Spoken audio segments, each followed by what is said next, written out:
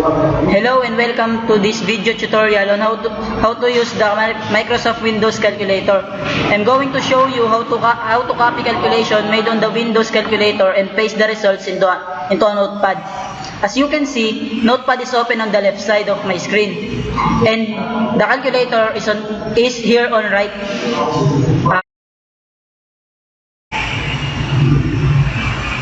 Enter the current year and then subtract the year you were born.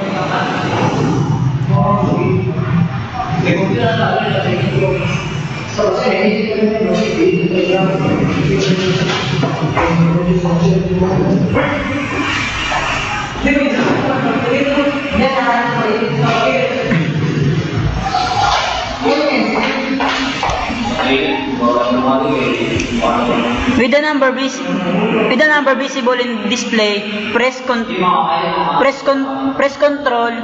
and C on your keyboard to copy this number.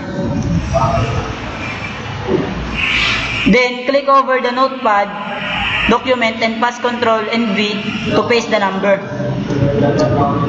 This is quick and easy way to transfer calculation from the Windows calculator to another application on your computer. Thank you for taking the time to watch this video.